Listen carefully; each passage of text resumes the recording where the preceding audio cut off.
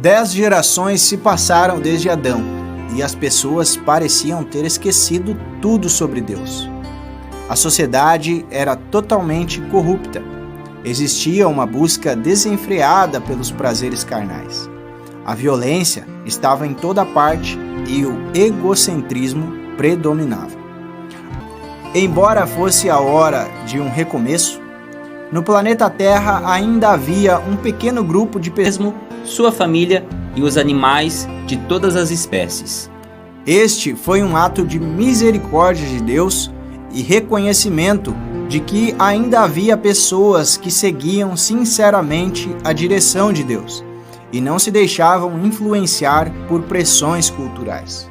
Fiel a Deus, Noé aceitou o chamado, por mais estranho ou intimidante que fosse o pedido. Afinal, construir a arca exigia muito mais fé do que se possa imaginar. Para começar, seria uma grandiosa construção. Deus ordenou que a arca medisse cerca de 150 metros de comprimento, 25 metros de largura e 15 metros de altura, constituída inteiramente de madeira em gopher, que é um tipo de madeira que não apodrece facilmente. Essas dimensões equivalem ao comprimento de um campo e meio de futebol e a altura de um prédio de 5 andares. A arca tinha um potencial de armazenamento equivalente a 450 caminhões grandes e, segundo alguns, poderia suportar mais de 100 mil animais do porte médio de uma ovelha. Noé e sua família construíram a arca meticulosamente, dentro de um espaço de mais de 100 anos de trabalho. Era um trabalho que exigia uma enorme perseverança e fé, pois diante de todo esse tempo, Noé e sua família foram constantes alvos de críticos e zombadores. Noé demonstrou ser um homem fiel e de imensa fé. Deus falou o que precisava ser feito apenas uma única vez, e voltou a falar com Noé somente no momento em que iniciaria o dilúvio. Noé jamais questionou ou duvidou. Foi fiel do início ao fim no seu propósito. Já as pessoas daquela época não cediam aos avisos que Noé expressava. Noé pregou por 120 anos, mas suas palavras eram inúteis diante dos ouvidos surdos daquela geração, que não se arrependeu e rotulava-o como um lunático.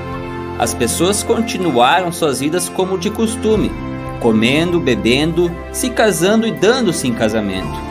Eles simplesmente não viam razão para acreditar que seus bons tempos chegariam ao fim. O que Noé pregava soava ridículo a eles, pois não havia precedentes de inundações em todo o mundo, e a chuva nunca havia caído em terra. Essa sugestão, portanto, parecia loucura. Conforme se aproximava a época do dilúvio previsto, animais de todas as espécies e partes da terra começavam a entrar na arca. Ainda assim, as pessoas não foram influenciadas. Preferiram continuar servindo seus prazeres do que atentar para os sinais do cumprimento. Noé tinha 600 anos quando o dilúvio prometido finalmente chegou. A porta da arca havia se fechado. Quando a chuva começou a cair forte, era tarde demais e os mesmos que faziam piadas diante daquela chuva passaram a ficar aterrorizados. A chuva caiu e Deus abriu as fontes do grande abismo. A enchente tomou conta da terra e a arca se elevou e flutuou. Noé não estava dirigindo, mas Deus estava no controle. A chuva caiu por 40 dias e 40 noites. Felizmente, havia muitos recursos para todos se manter. Deus havia dito a Noé quanta comida ele deveria armazenar para os animais, e Noé, obediente, assim cumpriu. A água subiu e cobriu a terra por 150 dias. Então a arca pousou no Monte Ararat. 40 dias depois, Noé começou a enviar pássaros para descobrir se havia terra seca. Primeiro enviou um corvo, depois uma pomba. Mas ambos retornaram, sinalizando que não havia terra seca. Noé esperou 7 dias e enviou novamente uma pomba. a qual retornou com uma folha de oliveira fresca, indicando que as águas estavam baixando. Após 7 dias, Noé voltou a enviar a pomba e essa não retornou mais, sinal de que sua longa jornada estava chegando no fim.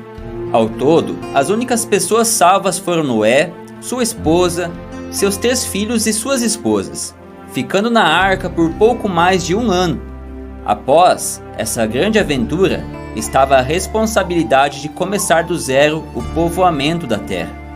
Deus estava começando o mundo novamente com um pequeno grupo de pessoas que eram fiéis a Ele.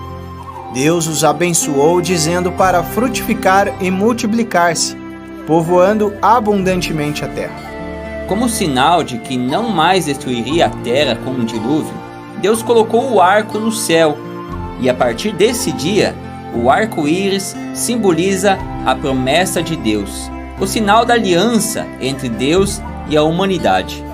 Após o dilúvio, Noé viveu ao todo 950 anos. Foi um homem